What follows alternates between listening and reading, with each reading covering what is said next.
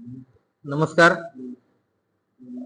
महाराष्ट्रातील एकूण 12 जिल्ह्यांच्या जिल्हा परिषद आणि 125 पंचायत समित्यांच्या सार्वत्रिक निवडणुकीचा कार्यक्रम माननीय राज्य निवडणूक आयोगाने 13 जानेवारी 2026 रोजी जाहीर केलेला आहे. आणि त्या दिवसापासूनच आपल्या तालुक्यामध्ये नागरी भाग वगळता आचारसंहिता लागू झालेली आहे. निवडणुकीचा जो वेळापत्रक असणार आहे, आपल्या तालुक्यामध्ये 5 फेब्रुवारी 2026 रोजी मतदान होणार आहे आणि मतमोजणी ही 7 फेब्रुवारी 2026 रोजी होणार आहे. आपल्या तालुक्यामध्ये एकूण जिल्हा परिषदेचे 6 विभाग आहेत आणि पंचायत समितीच्या एकूण 12 गणांसाठी म्हणजेच एकूण 18 जागांसाठी आपल्या तालुक्यामध्ये निवडणूक होणार आहे. जी पूर्वतयारी मतदार यादीच्या अनुषंगाने असेल, मतदान केंद्राच्या अनुषंगाने असते किंवा इतर जे कर्मचाऱ्यांशी संबंधित जे आपण केंद्रावरती पाठवणारे कर्मचारी असतात त्यांच्या अनुषंगाने आपण पूर्वतयारी केलेली आहे. आपल्या तालुक्यामध्ये जी मतदार संख्या असणार आहे ती जवळपास 2,14,756 इतकी आपली ग्रामीण मतदार संख्या आहे. म्हणजे मतदानाचा अधिकार 2,14,756 लोक आपले बजावणार आहेत. जी मतदान केंद्र आपण या ठिकाणी निश्चित केलेली आहेत, ग्रामीण भागातील एकूण विधानसभेकरिता लोकसभेकरिता आपले 225 मतदान केंद्र होते. मात्र आयोगाकडील सूचनांप्रमाणे एका केंद्राकरिता जास्तीत जास्त 1100 मतदार याप्रमाणे आपण लिमिट त्या ठिकाणी ठरवलेली होती. त्याप्रमाणे ज्या केंद्रावरती 1100 पेक्षा जास्त मतदार होत होते अशी एकूण 31 मतदान केंद्र आपण त्या ठिकाणी वाढवलेले आहेत. म्हणजेच आज रोजी आपण 256 इतक्या मतदान केंद्रावरती आपली मतदान त्या ठिकाणी घेणार आहोत. आज सकाळीच आम्ही काल मान्य जिल्हाधिकाऱ्यांची बैठक झाल्यानंतर आज सकाळपासूनच आम्ही या ठिकाणी बैठकी घ्यायला सुरुवात केली होती. आपल्या प्रत्येक गणाकरिता 2 क्षेत्रीय अधिकारी याप्रमाणे एकूण 24 झेडूंचे ऑर्डर आपण त्या ठिकाणी केलेले आहेत.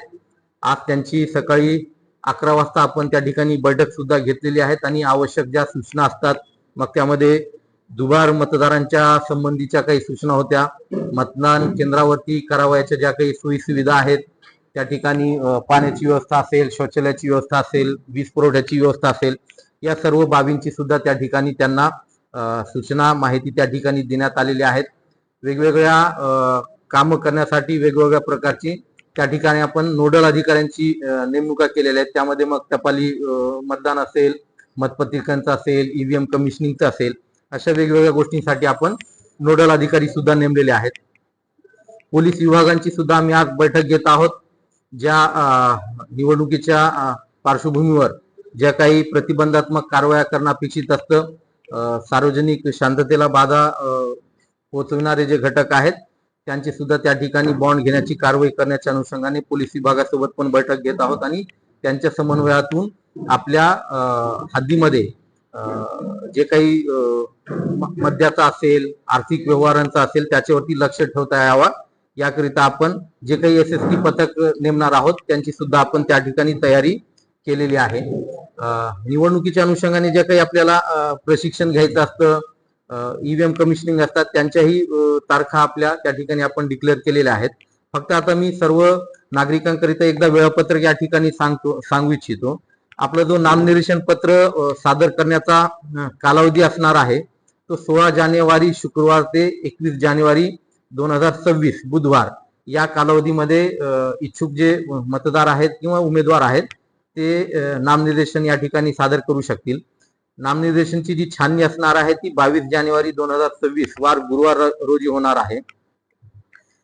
उमेदवारी मागे घेण्याचा जो दिनांक आहे तो 23 जानेवारी ते 27 जानेवारी पर्यंत असणार आहे आणि जी अंतिमरित्या निवडणूक लढविणाऱ्या उमेदवारांची यादी प्रसिद्ध करण्याचा आणि त्यांना चिन्ह वाटप करण्याचा जो दिनांक आहे तो 27 जानेवारी असणार आहे. त्यामुळे अतिशय कमी कालावधीमध्ये अतिशय चांगल्या पद्धतीने आपल्या तालुक्यामध्ये आपण निवडणूक घेणार आहोत.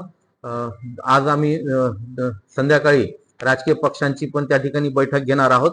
त्यामुळे माझी आपल्या माध्यमातून आपल्या तालुक्यातील सर्व नागरिकांना, सर्व इच्छुक उमेदवारांना विनंती असणार आहे का आदर्श आचारसंहितेचं पालन करून अतिशय पारदर्शकपणे आपण आपल्या तालुक्यातल्या जिल्हा परिषद आणि पंचायत समितीच्या निवडणुका या ठिकाणी घेणार आहोत. कायदा सुव्यवस्थेला किंवा आदर्श आचारसंहितेला बाधा पोहोचवणारी कोणतीही गोष्ट किंवा कोणतीही घटना प्रशासनाच्या वतीने या ठिकाणी खपून घेतली जाणार नाही, याची सुद्धा मी आपल्या वतीने सर्वांना सांगू इच्छितो. नाही, या ठिकाणी आता तारखा ज्या दिलेल्या आहेत, आता नामनिर्देशन पत्र जे आहे 18 तारीख त्या ठिकाणी एक सुट्टीचा दिवस येतो रविवार, त्या दिवशी आपण नामनिर्देशन पत्र स्वीकारणार नाही आहोत.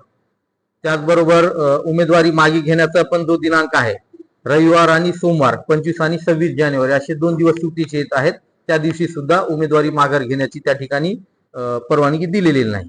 आणि जे नामनिर्देशन आपण घेणार आहोत ते सगळे ऑफलाईन म्हणजे पारंपरिक पद्धतीने आपण स्वीकारणार आहोत.